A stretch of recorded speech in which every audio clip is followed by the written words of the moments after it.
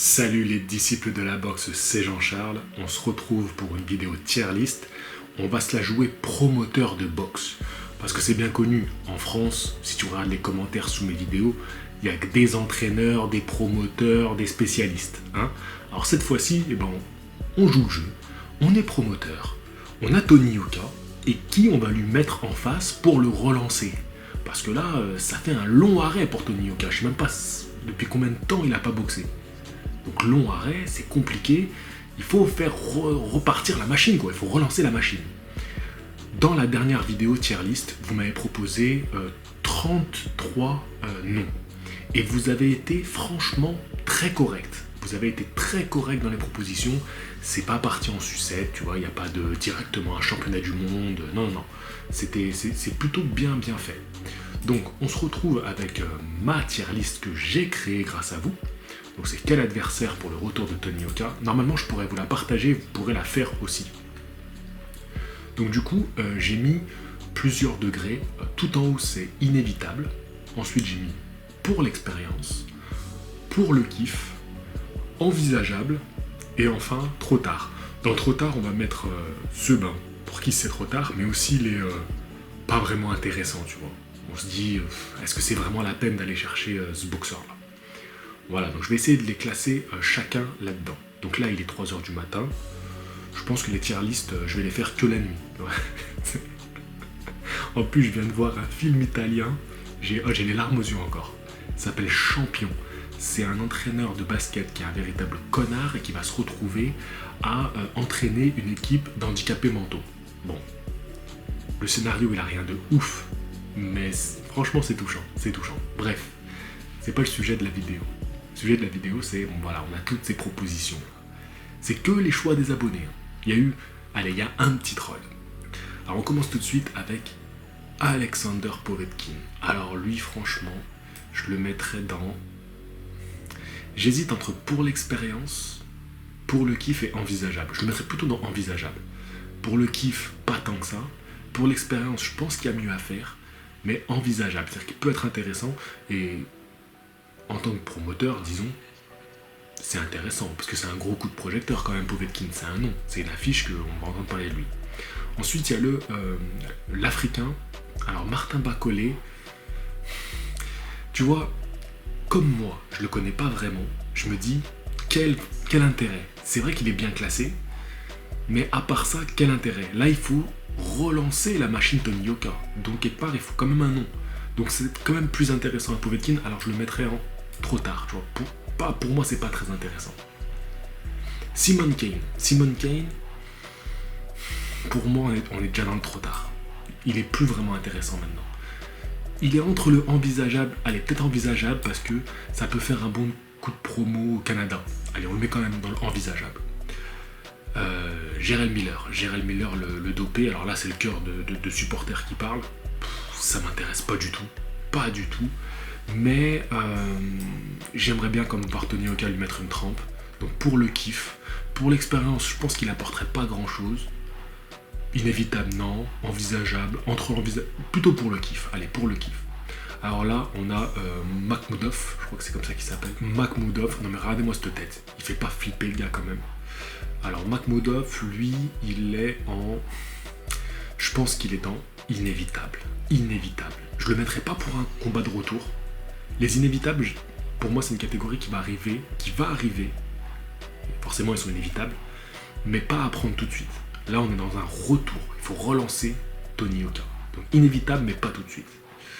Daniel Dubois, bon, on est pareil sur inévitable, mais pas tout de suite. Brezel, moi, je le mettrais pour l'expérience. Pour l'expérience, parce que c'est un mec, il faut regarder quand même ce qu'il a pris. Il a pris Joshua, il a pris Wilder. Tony Yoka a tourné avec lui, donc il est dans la classe pour l'expérience, je pense. Parce que c'est un mec qui est de niveau mondial, qui a côtoyé le niveau mondial, sans jamais avoir été champion du monde, tu vois. Pour l'expérience, intéressant. David Price, je le mets dans... C'est pour l'expérience aussi. C'est le bon moment de le prendre à mon avis. Kourbatpoulev, pour l'expérience aussi. Voilà, franchement, je pense que c'est un nom très intéressant. Knaki là, Konaki je crois il s'appelle, Adam Konaki. Et là il s'est fait taper par Elinius. Est-ce qu'il est intéressant de le prendre maintenant? Ça reste un nom, je pense qu'il va revenir. Il peut se retrouver dans les inévitables si lui aussi gère bien son retour. Mais comme lui aussi va être sur la relance, disons qu'il est dans envisageable. Pas dans trop tard, parce que c'est encore la nouvelle génération, mais envisageable. Charles Martin, pour moi, trop tard. Plus intéressant du tout. Ça me ferait même pas kiffer de le voir monter sur le ring contre lui. Je pourrais dire pour l'expérience, mais même pas. Moi, il m'intéresse pas. Après, c'est un nom à taper. Donc, c'est vrai qu'il serait intéressant. Joe Joyce, inévitable. Ils ont un compte à régler tous les deux. Et oui, parce que cette finale des JO, supporters ou non de l'un ou de l'autre, elle était serrée. Donc, ils ont un compte à régler, comme beaucoup de boxeurs qui ont eu des combats serrés en boxe amateur. Ça donne toujours des combats croustillants en poids lourd, en professionnel. Donc, inévitable. Oscar Rivas, c'est ça, Oscar Rivas. Oscar Rivas, je le mets dans les envisageables. Pour un retour, ce serait très intéressant, dangereux. Alexander Usyk, bon là il y a un petit abus. Je pense que, en fait, Alexander Usyk c'est tellement un gros nom par rapport à tous ceux qu'on a cités là, qu'il faut déjà avoir les épaules pour aller le challenger, tu vois. Et il faut que ça soit intéressant en termes de carrière. Est-ce que c'est pas griller ses cartouches de le prendre maintenant? Donc pour moi, c'est inévitable si il perdure chez les poids lourds. Pour l'expérience carrément, mais on va plutôt le mettre pour le kiff. Pour le kiff, tu vois. Parce que ça peut être un inévitable si il perdure chez les poids lourds. Raphaël Tronchet, malheureusement, c'est trop tard, même si c'est un combat que moi, perso, j'aimerais encore. Mais pot de promoteur, en mode promoteur, trop tard, plus pertinent maintenant. On est obligé de... Voilà, c'est la relance, il faut y aller, il faut toucher le mondial maintenant, il faut toucher le gratin. Et donc pour toucher le gratin, il faut un nom que le public box dans le monde va vouloir regarder. Là, on a Berman Stever. Pour le kiff. Non, envisageable. Parce que ce serait pas tellement kiffant, mais envisageable. Parce que pareil, c'est un nom, a été champion du monde, c'est lui qui a perdu son titre contre Wilder. Donc, même si, on va pas se mentir, il est rincé, c'est un blaze, et ça peut faire une affiche intéressante. Johan Duopa, c'est pour le kiff et l'expérience, mais plus pour le kiff maintenant. C'est un combat qu'on veut voir. Le public français, on veut le voir. Donc voilà, il est là. Pour le kiff, moi je pense que c'est parfait. Là, on a le vegan. Comment il s'appelle déjà? Bon, j'ai oublié son nom. Je vous le mettrai en bas. C'est un nom, c'est envisageable. C'est un nom intéressant. Brian Jennings, je crois que c'est ça. Là, on a Efe Ajagba. C'est dans les inévitables. Il faudrait qu'ils se rencontrent un jour. Philippe Ergovic. Je le mettrai entre le kiff, mais là, c'est dans les inévitables. C'est toute la génération là, dorée là, qui arrive. Joe Joyce, carrément pour... Joseph Parker, pour l'expérience. Carrément pour l'expérience. Ils ont tourné ensemble, ils se connaissent. Ils se sont affrontés dans les rangs amateurs. Pour l'expérience, c'est une étape super importante à franchir. Peut-être que David Price, j'ai été un peu gentil de le mettre là. Mais bon, je le laisse. Carlos Takam, j'ai envie de le mettre pour l'expérience, même si, à mon avis, ce combat ne se fera jamais. Mais, voilà, juste en parlant du boxeur Carlos Takam, pour moi, il est dans l'expérience, pour l'expérience. Non mais franchement, Carlos Takam, c'est une bête, ce mec. Hein. Regardez-moi ça. Trop impressionnant. Luis Ortiz, pour l'expérience, évidemment. Le mec avec une qualité technique comme ça, puncher, c'est une étape. Il est presque dans le trop tard, mais... pour l'expérience, magnifique gars à prendre. Marco Huck, on m'a proposé. C'est ça, c'est Marco Huck. Pour le kiff. Je le mets pour le kiff. Entre envisageable et pour le kiff, mais disons pour le kiff. Mike Tyson. Ah oui, alors ça, c'est le petit troll. Mike Tyson. Non, les gars, je le mets dans non. Non, non, je veux pas voir ça, je veux pas voir ça. Je réponds sérieusement, hein. En tant que promoteur, évidemment, tu le mets là, envisageable. Mais... Et encore, est-ce que ça servirait à un pro de prendre Mike Tyson? Non, non, non, ça servirait pas. Moi, en tant que promoteur, mettre ton poids lourd face à lui, très mauvais pour l'image. Très mauvais pour l'image. Là, on a Huggy Fury, le cousin de Tyson Fury. Je le mets dans... Non, pas intéressant. Entre envisageable, peut-être envisageable, mais attention, boxeur qui peut être très très chiant à boxer. Allez, peut-être envisageable parce que ça peut être un bon combat à monter en Angleterre. Ensuite, on a Otto Wallin. Otto Wallin, au début, je me suis dit non, pourquoi il me propose ça, nul. Et en fait, envisageable parce que si tu connais Otto Wallin, c'est pourquoi? C'est parce qu'il a fait son combat contre Tyson Fury. Donc forcément, dans le milieu boxe, c'est un nom connu. Donc envisageable parce que ça peut être intéressant. De mettre Tony Oka contre lui, ça peut faire un gros coup de projecteur. Tom Schwartz, là, je crois que c'est comme ça qu'il s'appelle.